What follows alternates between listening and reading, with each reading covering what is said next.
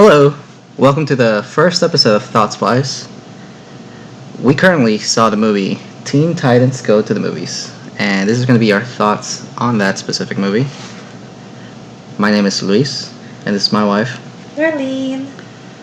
And overall, I'm going to say I don't regret watching this movie. I thought it was actually pretty fun.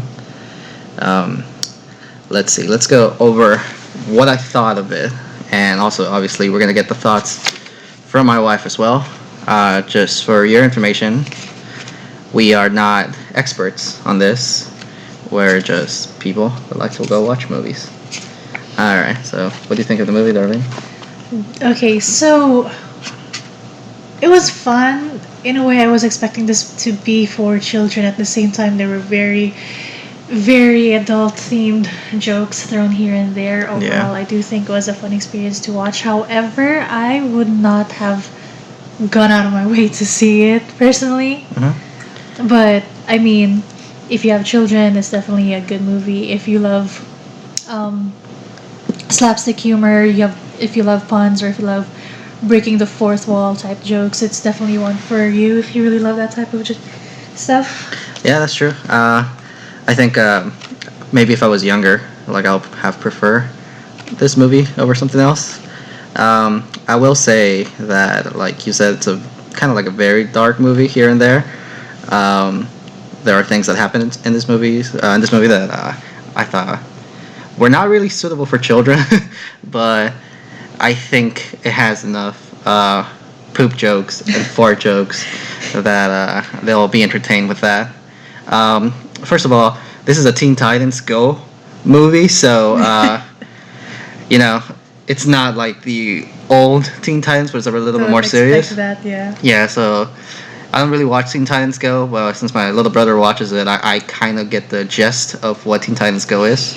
I did not. I have no idea what Teen Titans Go was. I've never seen a single episode, so coming into this blind, it was a very refreshing movie. So yeah. So if you're gonna go watch this movie, remember the main purpose of this movie is a children's movie. So just go with your head on that.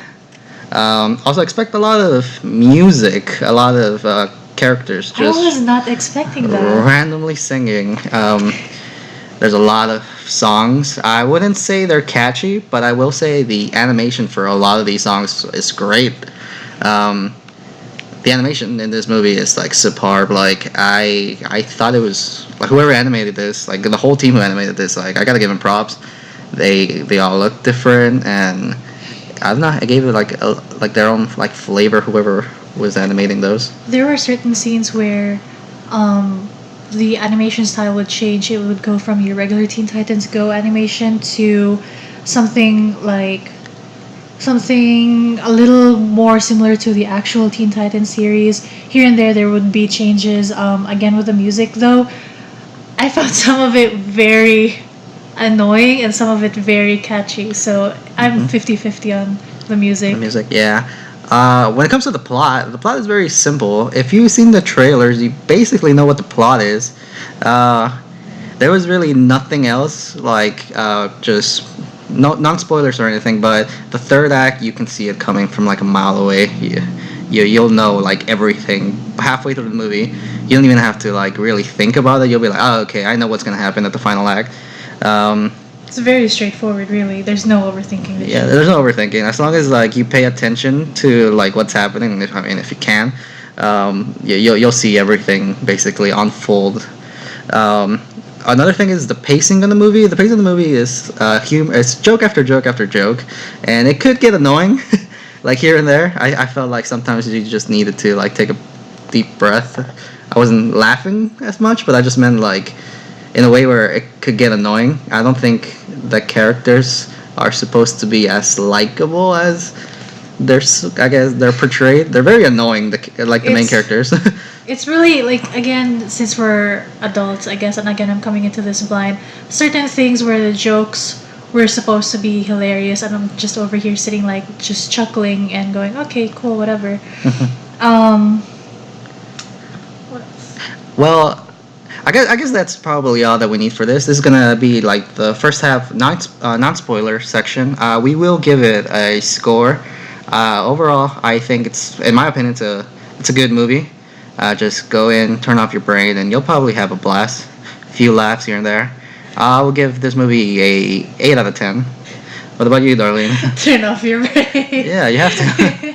Yeah, you really had to turn off your brain. At first, I was kind of overthinking this. Like, when the movie started, I was like, "What the hell is going on?" And I'm like, "Okay, you know what? Fuck it. I'll just go with the flow." I would give this about a 5.5, maybe a 5.5, 6. like halfway. Okay. Yeah, I can see that. I don't think it's really for everybody, but like I think it's mostly for like kids. But yeah, well, thank you everybody. If you're still sticking around for a little bit of our spoilers, just hold on tight. And everybody else, thank you for listening, and I hope you guys have a great day. Go watch the movie, or not, up to you. And if you guys do see it, just leave whatever you guys thought in the comments. Go, thank you, and bye. Go. All right, everybody. Spoiler time. I just want to talk. I just want to talk about a few things because there's a lot of things in this movie that happened like back to back that I was like, oh, okay. At the very beginning, and I was talking to my wife about this as soon as we got off the movie. There is this like, I wouldn't call it a skit. It's more like a short, an animated short that happens. It was called Superhero Girls, and I think probably Cartoon Network shows this a lot because I seen something similar to that. And basically, it's about I think it was Batgirl, and she has to like catch up to the other like super women, and they're gonna go stop Mr. Freeze. And it's such a quick short. It wasn't even a short.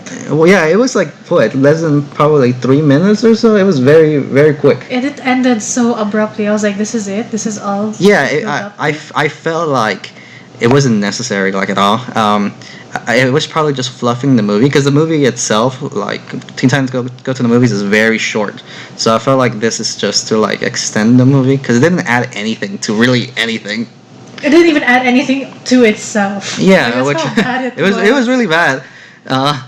Kudos to animation though and the voice acting. I mean, yeah, when it came to animation and that kind of stuff, it was okay. But if you don't have a good story or anything to really back it up, I was like, eh. Yeah, in and of itself, it sucked. Yeah, it sucked. All right, now let's talk about the movie.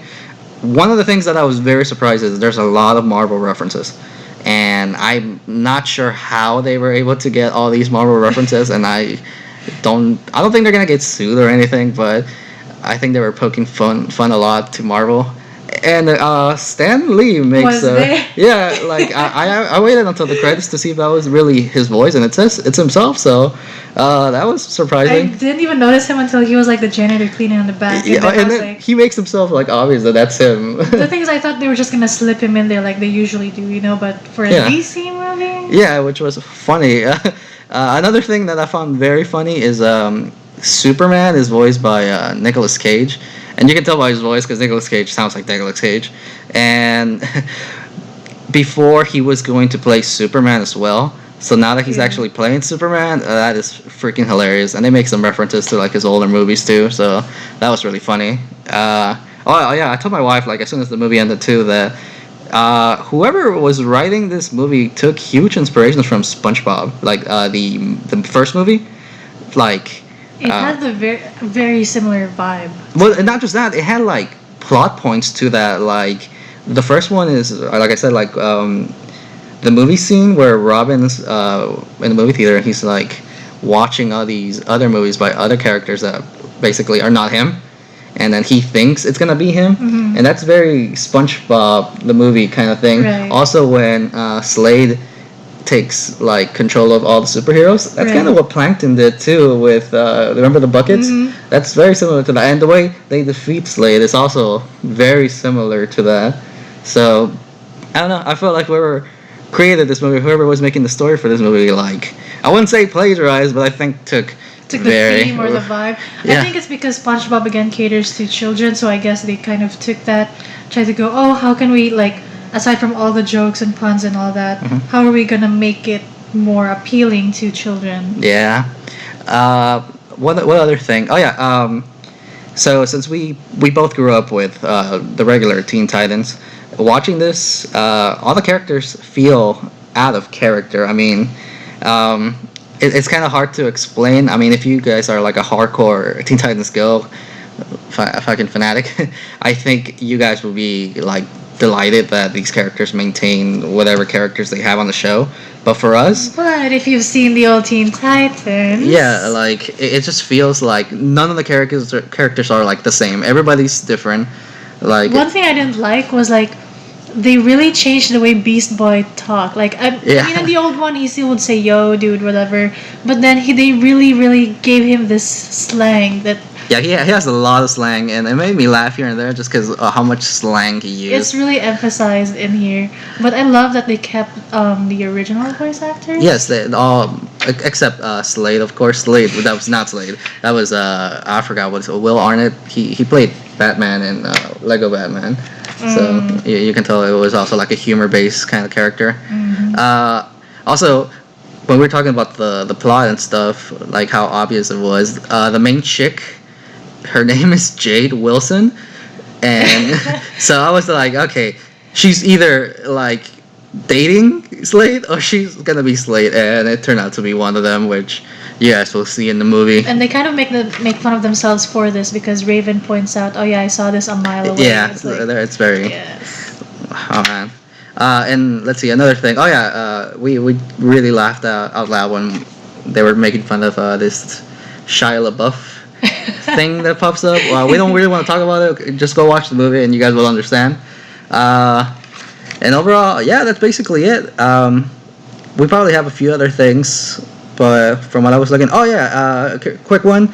They make a quick reference to Animaniacs, which I was like very amazed that they even fucking mentioned that. But yeah, that's basically all. Well, thanks guys for listening to our spoilers. I recommend to go watch this movie if you have kids. It'll be fun for them too. Just a warning: there's a lot of scenes showcasing Robin's booty and other. That is characters' very booty. true. There's a lot of booty in this in this movie, which is weird. And there's a lot of deaths. Like they show you like corpses basically.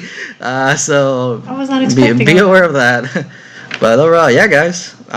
Thanks for listening, and I hope you guys have a great day. Bye. Bye.